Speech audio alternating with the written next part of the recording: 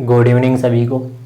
हमने जो last point पढ़ा था इलेक्ट्रिक फील्ड के बारे में, और इलेक्ट्रिक फील्ड के अंदर जो लास्ट फॉर्मूला हमारे पास में आया था E equal F upon Q not. इसकी यूनिट की बात करें तो न्यूटन प्रति कूलाम या फिर वोल्ट प्रति मीटर, ये दो यूनिट हमारे पास में आ चुकी थी। अब इलेक्ट्रिक फील्ड के अंदर कुछ मेन पॉइंट आपको ध्यान में रखने हैं जो कंपटीशन एग्जाम की दृष्टि से काफ़ी महत्वपूर्ण है। तो कौन कौन से पॉइंट हैं ये यहाँ पर आप देखिएगा। अक्ष नलिका का विद्युत क्षेत्र, तो अक्ष नलिका जो होती है उसके लिए विद्युत क्षेत्र का मान कितना होता है ये आपको ध्यान में रखना है। तो ये 5 × 10⁶ न्यूटन प्रति कूलाम होता है। नेक्स्ट इसी के अंदर अगर बातें करें आगे तो यहाँ पर जो है वायु की विद्युत रोधन क्षमता का जो मान होता है वो कितना होता है। वायु की विद्युत रोधन क्षमता इसके लिए होता है 3 × 10⁶ न्यूटन प्रति कूलाम। नेक्स्ट इसी के अंदर अगर बातें करें आगे तो इसमें जो है वान डे ग्राफ जनित्र जो होता है, वान डे ग्राफ जनित्र के लिए इलेक्ट्रिक फील्ड का जो मान होता है वो 2 × 10⁶ न्यूटन प्रति कूलाम होता है। आंकड़े देखो 10⁶ सभी में आ रहा है तो आसानी से हम याद रख सकते हैं। वान डे ग्राफ जनित्र, तो वान डे ग्राफ जो जनित्र जो होता है उसके लिए हम ये आसानी से याद रख सकते हैं। नेक्स्ट इसके अंदर अगर आगे बात करें तो वान डे ग्राफ जनित्र से आगे लाइट चली गई है, चलो कोई बात नहीं, देखिएगा आप। घरेलू बिजली जो तार जो होते हैं उनके आसपास का जो विद्युत क्षेत्र होता है, घरेलू बिजली तार के आसपास का विद्युत क्षेत्र 300 न्यूटन प्रति कूलाम होता है। इसके अलावा अगर बात करें, ये घरेलू बिजली तारों के लिए है। इसके अलावा वायुमंडल में विद्युत क्षेत्र की अगर बात करें, वायुमंडल में विद्युत क्षेत्र, वायुमंडल में विद्युत क्षेत्र जो 100 न्यूटन प्रति कूलाम, कितना होता है भाई, 100 न्यूटन प्रति कूलाम होता है। तो हम ये आसानी से इसको याद रख सकते हैं। तो यहाँ पर जो है अक्ष नलिका का विद्युत क्षेत्र कितना होता है, 5 × 10⁶ न्यूटन प्रति कूलाम होता है। वायुमंडल की विद्युत रोधन क्षमता 3 × 10⁶ न्यूटन प्रति कूलाम होता है। वान डे ग्राफ जनित्र की बात करें तो वान डे ग्राफ जनित्र जो होता है उसके लिए 2 × 10⁶ न्यूटन प्रति कूलाम। घरेलू बिजली तारों के लिए अगर देखें तो या इसके आसपास बिजली तारों के आसपास जो कितना होता है 300 न्यूटन प्रति कूलाम होता है। और वायुमंडल में विद्युत क्षेत्र 100 न्यूटन प्रति कूलाम होता है। एग्जाम में इनमें से किसी भी ये आंकड़े दे दिए जाए, किसी का भी मान ऑब्जेक्टिव क्वेश्चन में आपसे पूछा जा सकता है, या न्यूमेरिकल क्वेश्चन जब भी हल करेंगे तो इनकी हमें आवश्यकता पड़ सकती है। तो न्यूमेरिकल क्वेश्चन के लिए भी आपको ये ध्यान में रखना है। नेक्स्ट इसमें बात कर लेते हैं बिंदु आवेश पॉइंट चार्ज के लिए विद्युत क्षेत्र की तीव्रता का मान, और जिसके आधार पर जो है छोटे छोटे न्यूमेरिकल क्वेश्चन बनते हैं। तो देखिएगा आप इसमें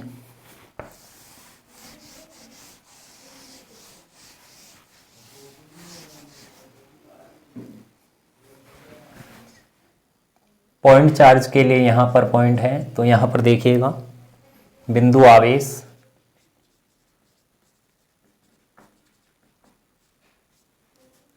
के कारण विद्युत क्षेत्र, तो बिंदु आवेश के कारण विद्युत क्षेत्र क्या होगा, हम यहाँ पर जो है क्यू क्या ले लेते हैं, यहाँ पर एक बिंदु आवेश ले लेते हैं। इससे r दूरी पर P बिंदु पर स्थित किसी परीक्षण आवेश यानी टेस्ट चार्ज Q0 है, इस पर विद्युत क्षेत्र की तीव्रता का मान हमें ज्ञात करना है।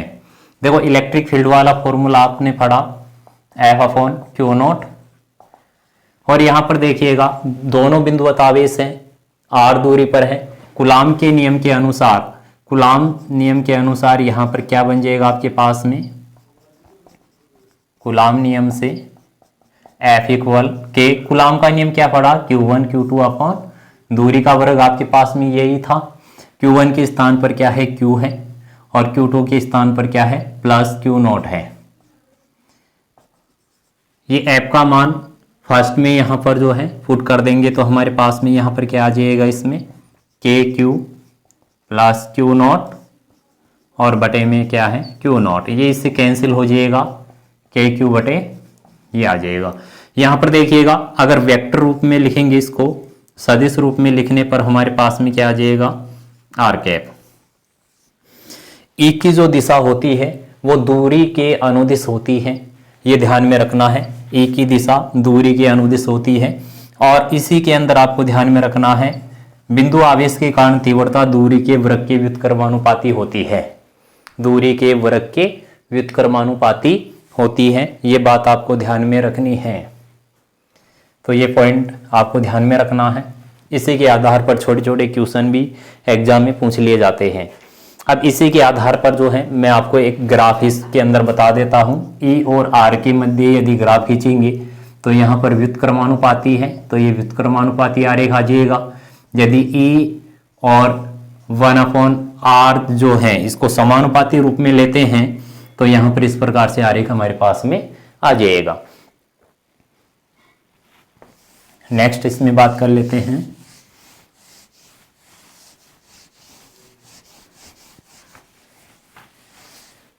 देखिएगा कुछ बातें आपको ध्यान में रखनी है कि प्लस आवेश जो है ये माइनस आवेश है। प्लस आवेश के कारण बल रेखाएं बाहर की ओर होती है, ये तो आप सभी को पता है, और माइनस के कारण क्या होती है, अंदर की ओर होती है। अब यहां पर जो है पहले आरपीटी एग्जाम लगा करती थी, RPT Rajasthan pre medical test, उसमें यहां से क्वेश्चन भी आ चुका है। 4 ऑप्शन के अंदर वहां पर 4 डायग्राम थे, और वहां पर जो है कि कौन सा बल रेखाओं वाला क्वेश्चन सही है, यानी कौन सा ऑप्शन सही है बल रेखाओं का, तो वहां पर इस प्रकार से क्वेश्चन था। तो वहां पर आपको ये ध्यान में रखना है कि अगर इस टाइप का क्वेश्चन आ जाता है तो बल रेखाएं हमेशा पृष्ठ के लंबवत बाहर की ओर निकलती है या पृष्ठ के लंबवत अंदर की ओर प्रवेश करती है, ये बात आपको ध्यान में रखनी है। तो इसमें जो है बल रेखाएं प्लस आवेश के कारण बाहर की ओर और पृष्ठ के लंबवत, कोई भी पृष्ठ आपके पास में है तो बल रेखाएं लंबवत बाहर की ओर निकलेगी या लंबवत अंदर की ओर प्रवेश करेगी। तो ये ध्यान में रखना है, प्लस आवेश हो या माइनस आवेश, प्लस के कारण तो हमेशा बाहर की ओर ही होती है, तो ये बात आपको ध्यान में रखना है। इसी के अंदर आगे बातें करें तो आवेशों के निकाय की आवेशों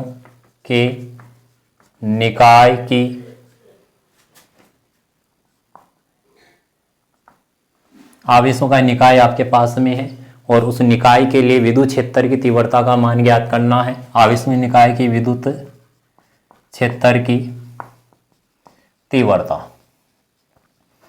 तो आवेशों के निकाय की बात यहां पर हो रही है।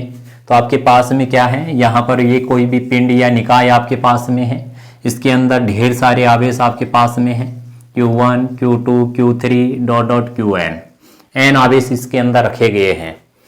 तो यहाँ पर इस आवेशों की निकाय की स्थितिज ऊर्जा ज्ञात करने के लिए मैं एक यहाँ पर Q0 आवेश ले लेता हूँ।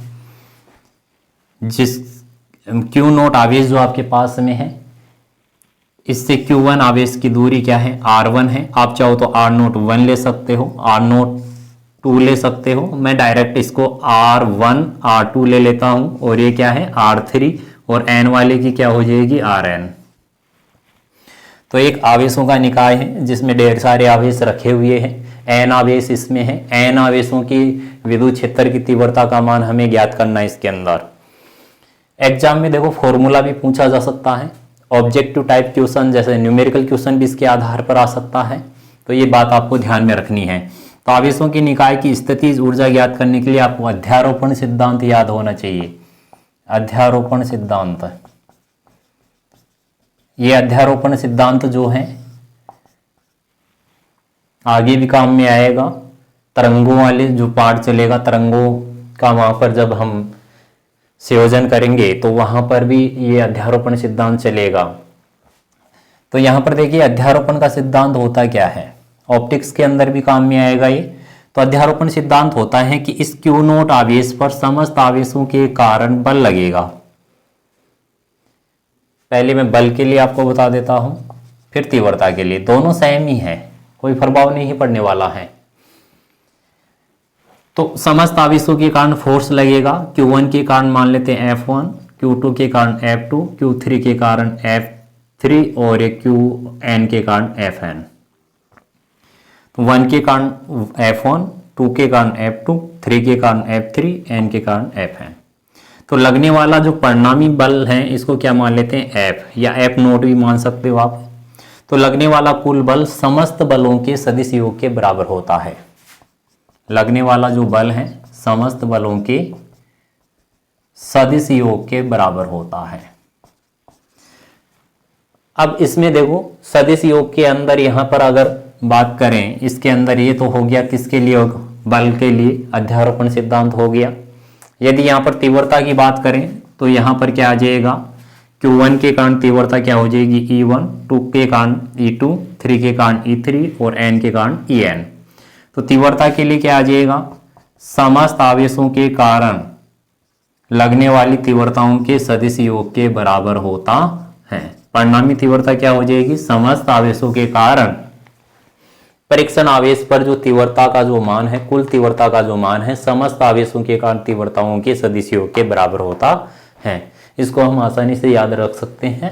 बाकी यहां पर अगर मैं बात करूं एक आवेश के कारण, यहां पर यदि Q आवेश होता तो Q आवेश के कारण इस पर तीव्रता कितनी लगती, KQ अपॉन दूरी का वर्ग। ये तो हमारे पास में आया था। तो इस E1 के कारण क्या हो जाएगी, सदिश रूप में लिखा था तो r कैप हमने लिखा था। तो यहां पर इसके लिए क्या आ जाएगा, KQ1 R1 का वर्ग और R1 कैप। 2 की बात करूं तो यहां पर क्या आ जाएगा, KQ2 और यहां पर हो जाएगा R2 का वर्ग R कैप। इसी प्रकार 3 के लिए डॉट डॉट और n वाले के लिए क्या आ जाएगा, KQn Rn का वर्ग और Rn कैप। अगर इसको योग के रूप में लिखना है तो K तो सभी में क्या है, कॉमन है। तो यहां पर क्या बचेगा आपके पास में, Q1 R1 का वर्ग R1 कैप, Q2 R2 का वर्ग R2 कैप, और ये आ जाएगा KQn बटे में Rn का वर्ग और ये Rn कैप आ जाएगा। इसको आप चाहें तो इस प्रकार से लिख सकते हैं योग के रूप में, i का मान 1 से लेकर n तक, यहां पर Qi Ri का वर्ग और Ri का कैप। तो ये फॉर्मूला जो है आपको ध्यान में रखना है। कई बार कंपटीशन एग्जाम में 2 आवेशों के लिए दे दिया जाए, 2 आवेश Q1 Q2 का मान दे दिया जाए और दूरी का मान दे दिया जाए, तो परिणामी तीव्रता का मान परीक्षण आवेश पर पूछ लिया जाए। तो आप 2 आवेशों के लिए फॉर्मूला यहां तक काम में ले सकते हैं, 3 के लिए पूछे तो 3 के लिए काम में ले सकते हैं। तो आपको ये ध्यान में रखना है। अब इसी के अंदर आगे बात करें तो कुछ क्वेश्चन देख लेते हैं। एक छोटा सा क्वेश्चन,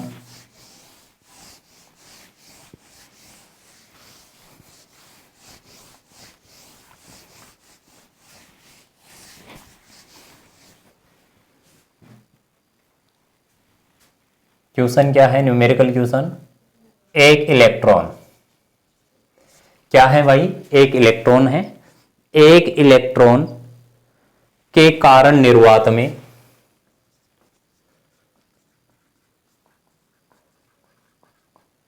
एक इलेक्ट्रॉन के कारण निर्वात में 1 मीटर दूरी पर विद्युत क्षेत्र की तीव्रता का मान ज्ञात करो। 1 मीटर की दूरी पर विद्युत क्षेत्र की तीव्रता क्या होगी। काफी अच्छा क्वेश्चन है। एक इलेक्ट्रॉन के कारण निर्वात में 1 मीटर दूरी पर विद्युत क्षेत्र की तीव्रता क्या होगी। आपके पास में यहां पर क्या दिया हुआ है, एक इलेक्ट्रॉन। तो Q का मान कितना है, 1 इलेक्ट्रॉन, और एक इलेक्ट्रॉन कितना होता है 1.6 गुना 10⁻⁻19 कूलाम होता है। बाकी बात करें यहाँ दूरी की बात करें तो 1 मीटर, आर का मान कितना है 1 मीटर आपके पास में है। यहाँ पर फॉर्मूला आपके पास में आ गया था तीव्रता का मान KQ बटा दूरी का वर्ग। तो यहाँ पर आपके पास में जो है क्या आ जाएगा, यहाँ पर अगर देखें इसमें K का मान 9 गुना 10⁻9 और यहाँ पर जो है आवेश का मान कितना है 1.6 गुना 10⁻⁻19। 1 मीटर यहाँ पर दे रखा है तो 1 मीटर 1 का क्या हो जाएगा यहाँ पर वर्ग हो जाएगा। तो यहाँ पर ये हो चुका। अब जब इसको हल करेंगे तो हल करने पर आपके पास में यहाँ पर आ जाएगा 19 यानी 9 10⁻10 9 घटा देंगे इसमें से और यहाँ पर जो है इंटू करेंगे इसको 9 गुणा 1.6 और 1 का वर्ग 1। तो यहाँ पर हल करने पर आपके पास में आ जाएगा 54।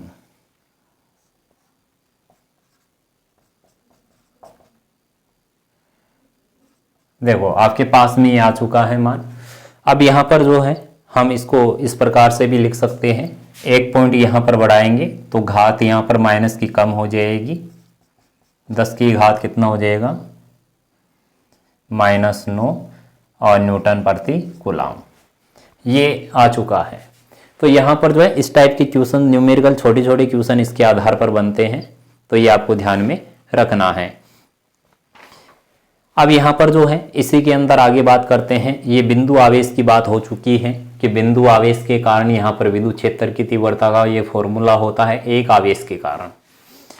अब यहाँ पर जो है इसके अंदर बल रेखाएं और उनके गुण के बारे में हम देख लेते हैं, फिर आगे विद्युत द्विध्रुव आघूर्ण चलेगा। विद्युत द्विध्रुव आघूर्ण के आधार पर कंपटीशन एग्जाम में जो है क्वेश्चन बनते हैं भाई, न्यूमेरिकल क्वेश्चन भी बनता है विद्युत द्विध्रुव आघूर्ण के आधार पर, और लैब के अंदर भी क्वेश्चन बनता है, सेकंड ग्रेड में भी बनता है और फर्स्ट ग्रेड में भी बनता है। तो यहाँ पर जो है पहले बात कर लेते हैं यहाँ पर विद्युत बल रेखाएं।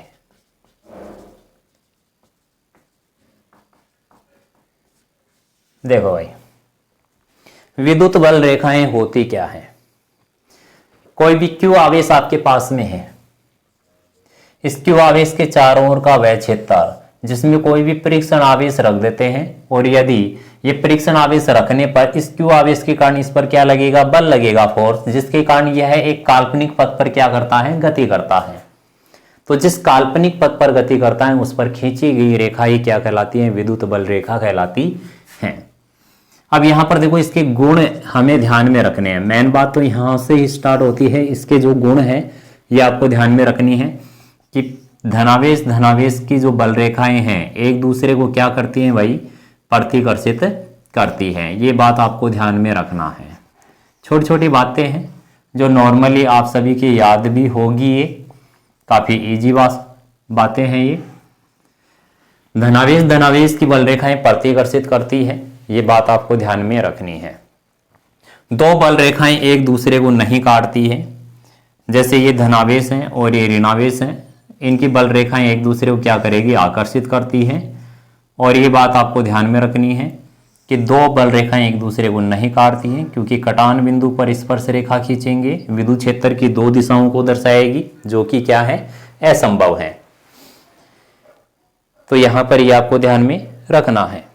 इसके अलावा अगर मैं बात करूं तो यहां पर देखिएगा कि मेन बात तो यही है कि धनावेश धनावेश के मध्य आकर्षण होता क्यों है, धनावेश और ऋणावेश के मध्य प्रतिकर्षण क्यों होता है। तो यहां पर देखिएगा धनावेश धनावेश में जो है यहां पर जो है धनावेश धनावेश में प्रतिकर्षण और धनावेश ऋणावेश में क्या होता है आकर्षण। तो समान जाति के आवेश हैं उनमें प्रतिकर्षण होता क्यों है। तो यहां पर आप देखिएगा विद्युत बल रेखाएं जो होती है, ये जो विद्युत बल रेखाएं जो होती है एक तनी हुई डोरी के समान लचकदार होती है।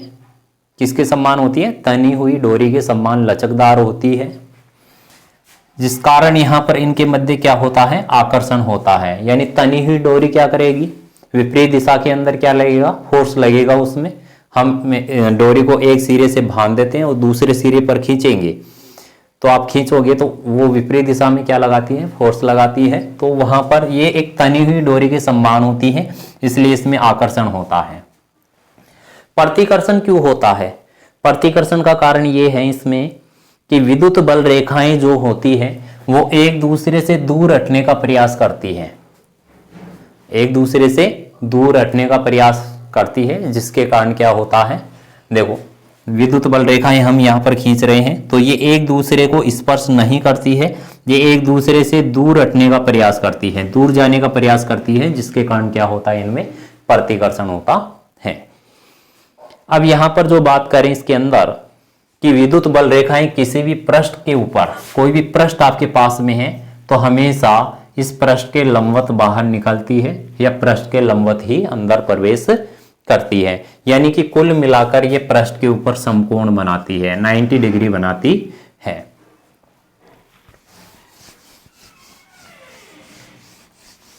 नेक्स्ट बात कर लेते हैं इसके अंदर विद्युत द्विध्रुव और विद्युत द्विध्रुव आघूर्ण, इलेक्ट्रिक डाइपोल और इलेक्ट्रिक डाइपोल मोमेंट। विद्युत द्विध्रुव, देखो डाइपोल के बारे में यहां पर ध्यान से समझ लेना, यहां से क्वेश्चन बनता है, न्यूमेरिकल क्वेश्चन भी इससे बनेगा।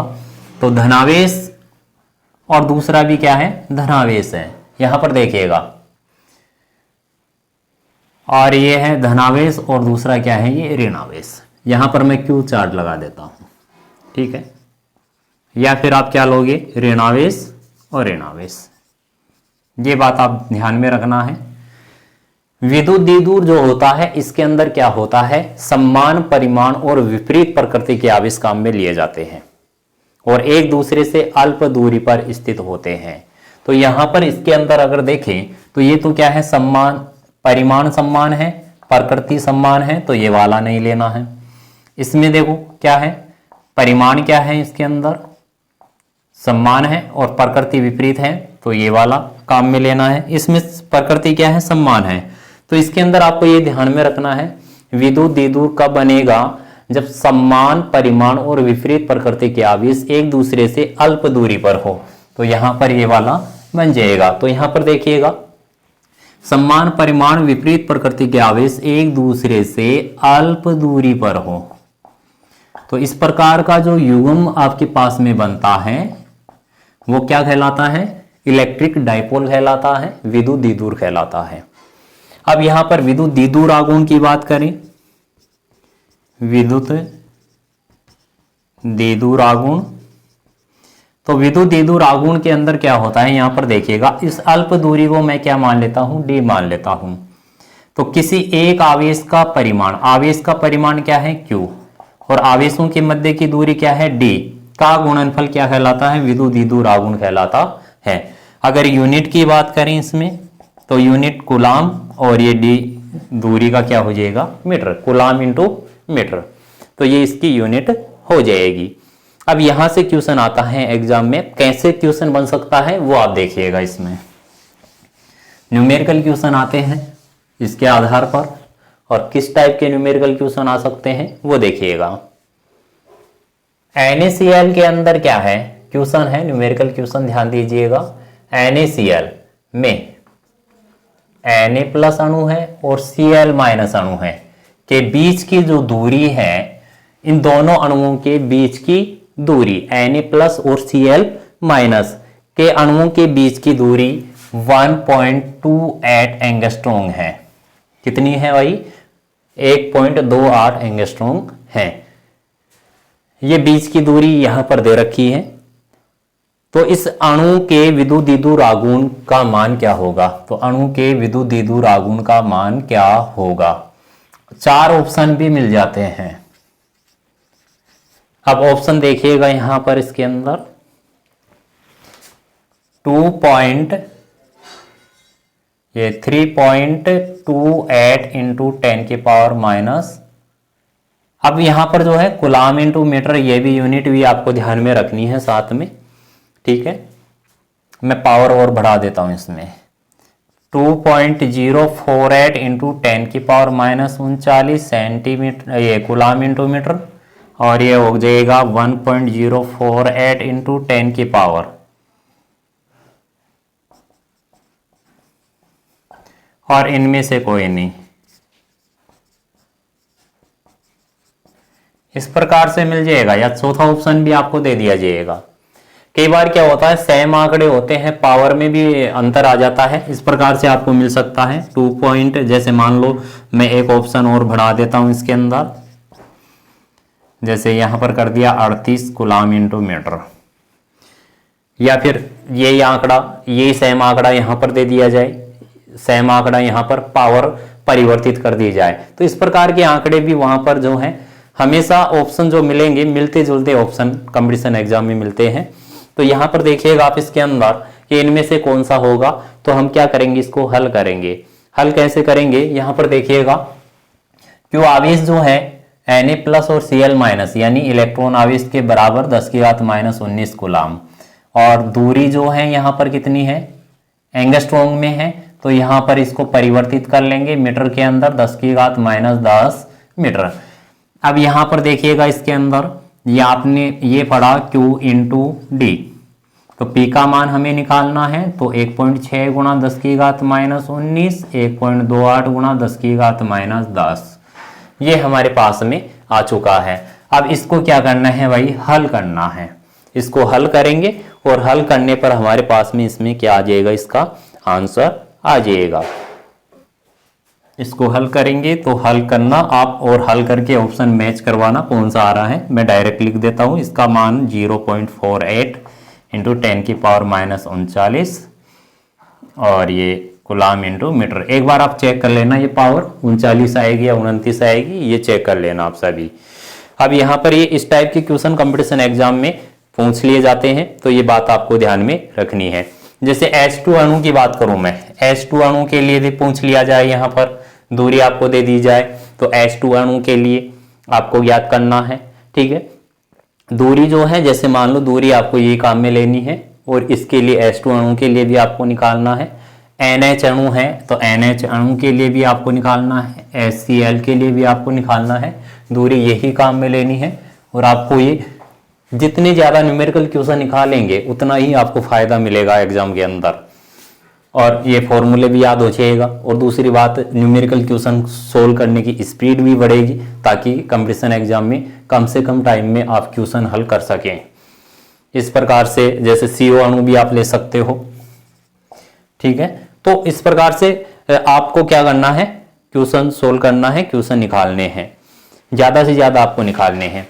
कल की क्लास में जो है हम पढ़ेंगे यहाँ पर इसके अंदर विद्युत द्विध्रुव के अक्ष और निरक्ष पर विद्युत क्षेत्र की तीव्रता, और उसके आधार पर साथ में ही न्यूमेरिकल क्वेश्चन हम पढ़ेंगे कि न्यूमेरिकल क्वेश्चन किस टाइप के यहाँ पर इसमें पूछे जा सकते हैं। ये कल की क्लास में हम चर्चा करेंगे। आज के लिए बस इतना ही। गुड नाइट सभी को, धन्यवाद।